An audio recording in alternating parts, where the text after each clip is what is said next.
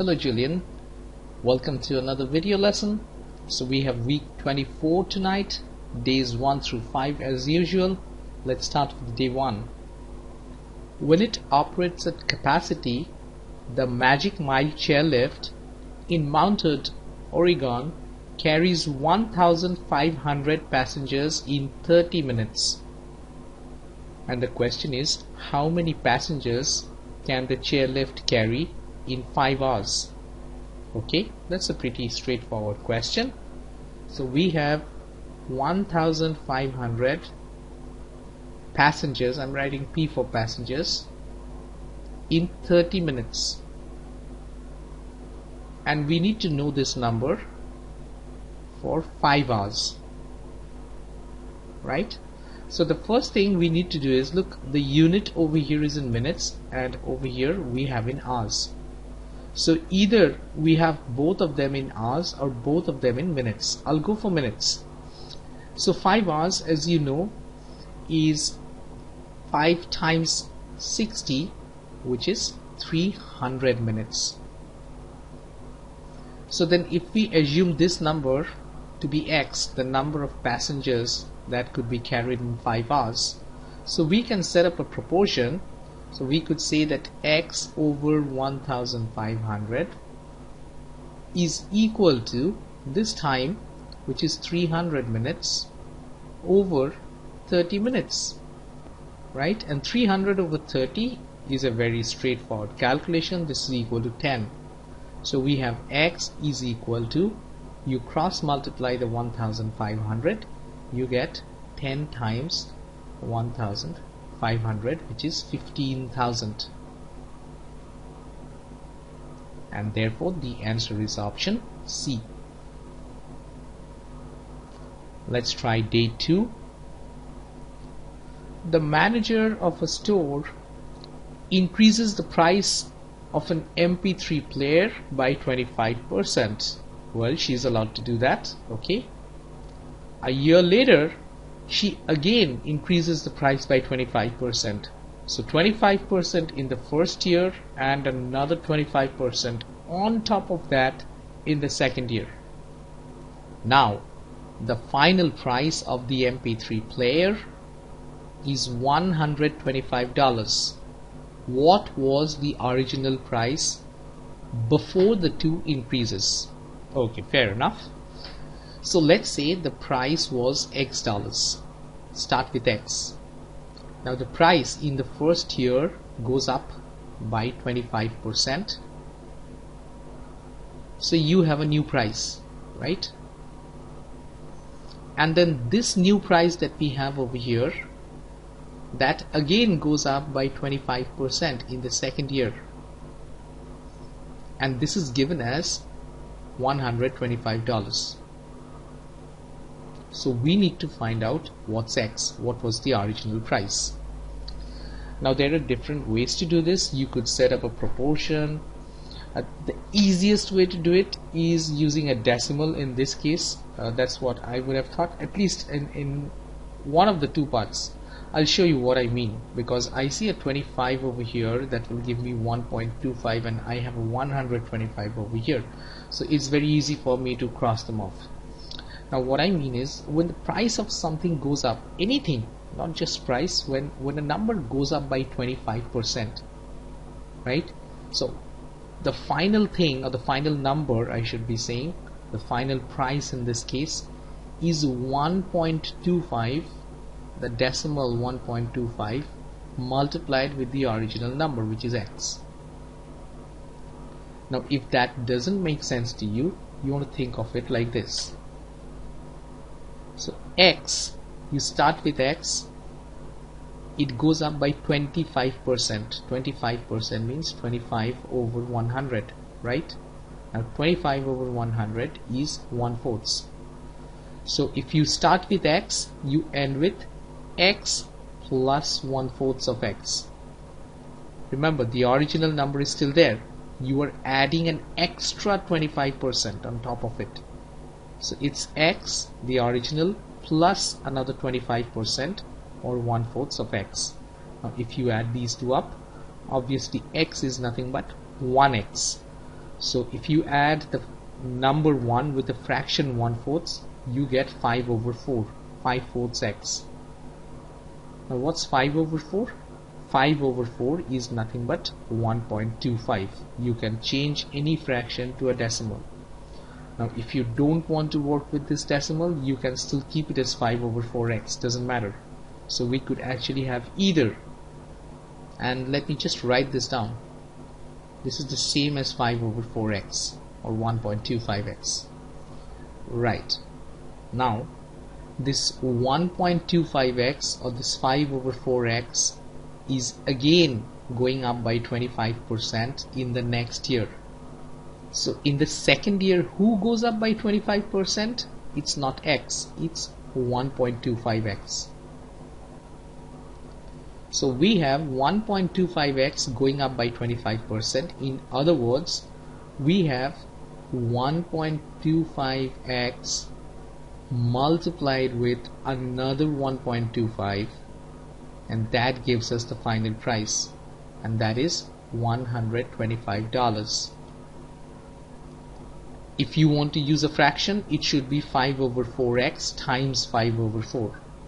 So then, in order to find x, what we do is we simply divide both sides with 1.25 times 1.25. And if we do this on the left, we need to make sure that we do the same thing on the other side, on the right side of the equation. Right? So this and this get crossed off, this and this gets crossed off, so we are left with x, and that's what we are looking for. So x is equal to, now this is what I was saying, now we have 125 on the top, 1.25 on the bottom, which means if you move the decimal point over 2 places, you get 125, right? That means this goes 100 times into this. Now that part was really easy. So x is 100 divided by 125.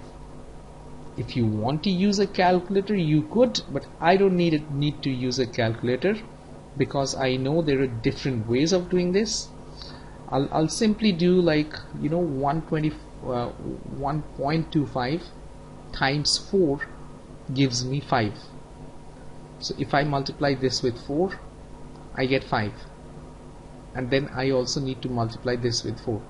So it's as good as saying this is 400 divided by 5.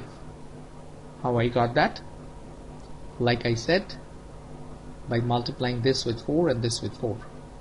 And then 400 divided by 5 is equal to 80. So the initial price was actually $80. And that's option G for you. So let's talk about day 3 now.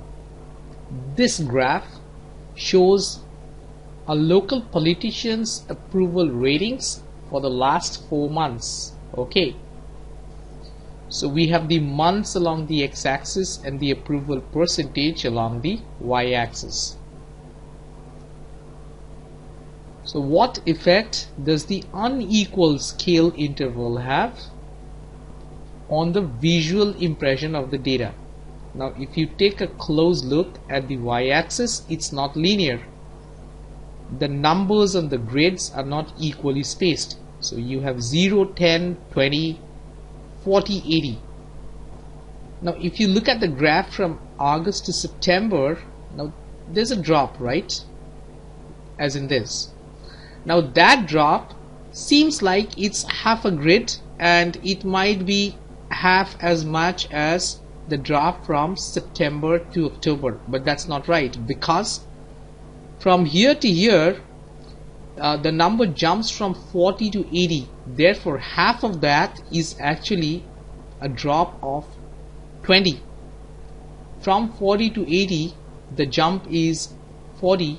So if you're coming down halfway through it, you're actually climbing down from 60 to 40. And then from September to October, it's like from 40 you come down to 20. So that again is a jump of 20. So even though, what I mean to say is, even though these two, they don't look to be equal, they're actually equal. The two declines or the two decreases are the exact same number. they decrease, go down by 20 for each of these 2 months. So what this graph is doing is, like, by not making this linear, it should have come down more steeper, right? If you want to show if the scale was linear, then the distance between every two grids would be the same. So if you wanted to show a drop of 20 from August to September, the graph would have had to come down by a larger amount than it actually has over here. The drop looks less dramatic than it actually should be. It should have come down like this if it were linear, but it's coming down like this. Why? Because the scale is not linear. From year to year, you have a 40 here, you have a 80 here. I hope you get my point. And therefore, the right answer is going to be option B. Moving on to day 4. Mrs. Wayland is making 7 cups of juice for her children's friends. If she wants to serve each guest 3/4 cup of juice, how many children will the juice serve?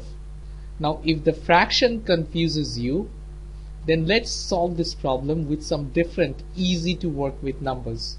Now, let's say Mrs. Wayland is making, let's say, 15 cups of juice. 15 cups. And then let's also say that each serving is 3 cups. So each serving 3 cups for each serving. Now then the question is, if I were to ask you how many servings could be made out of 15 cups, you know what to do, right? So each serving is like 3, you have another 3, you have another 3. So how many of these would fit into 15 cups? So basically you would do 15 divided with 3, correct? And the answer would be 5. You would say that, okay, I could manage 5 servings in 15 cups. Now let's come back to the problem. Now they said that she has 7 cups in all. So in place of 15 we have 7 cups. 7 cups in all. And each serving, instead of these 3 cups, it's actually 3/4 of a cup. 3/4 cup per serving. So what do? We do the same thing. We divide the total number of cups, that's 7, with the number of, in order to find the number of servings, we divide that, the total, with the serving for the number of cups for each serving. So that's pretty much 7 divided with 3/4. And you know how to divide a number with a fraction. The division will change to a multiplication and the fraction flips over. So 4 goes on the top, 3 comes on the bottom. And this 7 is actually a 7/1. You cannot simplify because 3 doesn't go to 4 or 7. So we can just simply multiply them. We have 7 times 4, which is 28 on the top, and the 3 on the bottom. Now 28 over 3, 3 doesn't go to 28, 3 does go to 27, 9 times. So this is going to be 9 wholes, and the remainder is 1 over 3. So it's, in a sense, it's like saying that she could make 9 1/3 servings. The first 9 kids will have an equal amount, the last one will have something less. You can do that. So the answer will be just 9 kids. You ignore the 1/3. You cannot do anything with it. That's the leftover. And therefore the answer is G. So we come to day 5. It's a pattern question. Tamiko uses tiles to create the patterns shown here. How many tiles does she need to make stage n of the pattern? Now n is a variable. For this one, n is equal to 1. For this one, n is equal to 2. For this one, n is equal to 3, and so on. So what's the general formula for the number of tiles in the nth pattern? Now if you count the number of tiles, when n is equal to 1, we have 1 tile. When n is equal to 2, we have 1, 2, 3, 4 tiles. When n is equal to 3, we have 1, 2, 3, 4, 5, 6, 7, 8, 9 tiles. Do you see where we are going? 1, 4, 9. Look at these numbers. Do they seem familiar? The next one is going to be 16 and the one after that is 25. These are all squares of the integers. So 1 is nothing but 1 square. 4 is nothing but 2 square. 9 is nothing but 3 square. 16 is 4 square. 25 is 5 square, and so on. And this is for n is equal to 4 and this is for n is equal to 5. So what we are doing over here is we pick the value for n and we square that. We pick the value for n is 2, we square 2. When n is 3, we square 3 to get 9 tiles. Right? So then you know that when n is equal to any general number, it's the square of the number. Therefore, we could say stage n will have n square number of tiles, which is option C. Right then, so I hope I could explain the problems to you, the way to solve them. As usual, take some time to go over the solutions so that when you come across such problems in the future, you know what to do. Goodbye, and I'll see you soon, Julian.